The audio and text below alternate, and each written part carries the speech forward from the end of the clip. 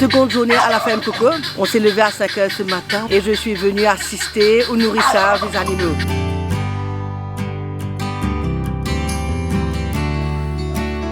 Le coq noir est un coq brahma, c'est une race.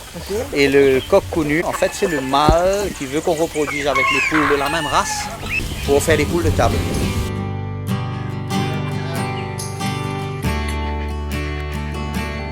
L'agroécologie, c'est un mode de vie. C'est s'intégrer dans la nature, c'est faire les choses en adéquation avec la nature, en symbiose avec tout l'élément naturel dans lequel nous vivons.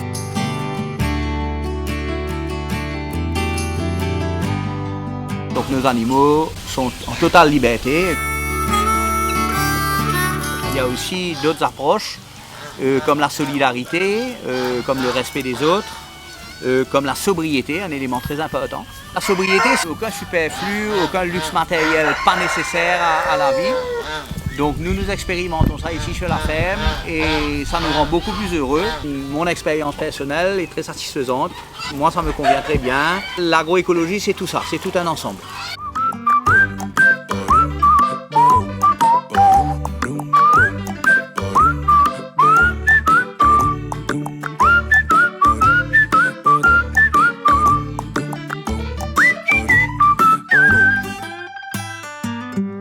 Stéphane, pour l'alimentation, tu fais comment pour tes animaux?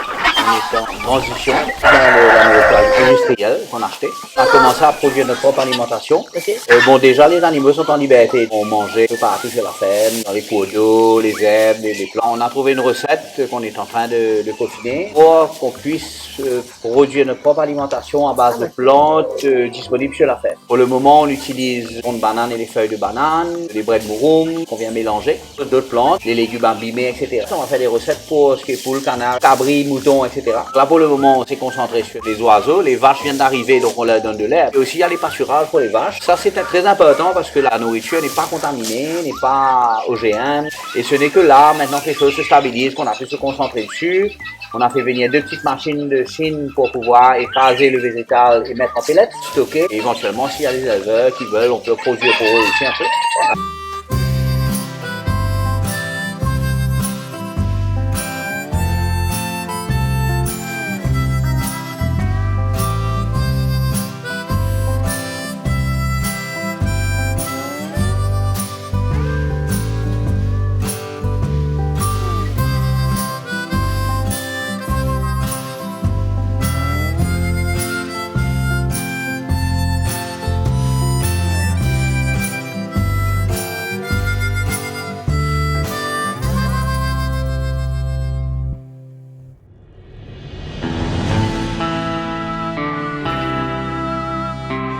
C'est la vache qu'on appelle la vache créole, donc une race locale que nous avons pris avec la Faréi, qui est une branche du ministère de l'Agriculture, qui veut propager cette race à Maurice. Donc j'ai eu la vache en cadeau, j'ai besoin d'acheter le taureau et ensuite la première génisse qui arrive à maturité de production, je dois la redonner à un autre éleveur. Donc c'est un système qu'ils ont mis en place qui allait fonctionner et que je trouve très logique.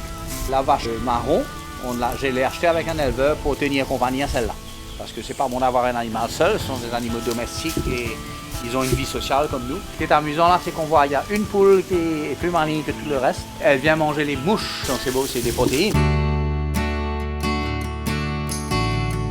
Le temps de gestation pour une vache, c'est 9 mois. Le veau va naître et il va consommer une partie du lait que la vache va produire.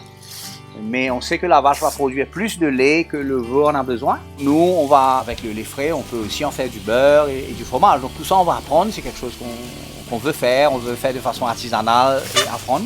Ça ne sera pas fait en grande quantité, pas de façon industrielle. Nous, on va apprendre à traire les vaches et on va le faire manuellement. Ouais, on l'a déjà fait avec des cabris avant. Okay. Pas pour consommer le lait, mais pour donner le lait à une naissance prématurée aux petits.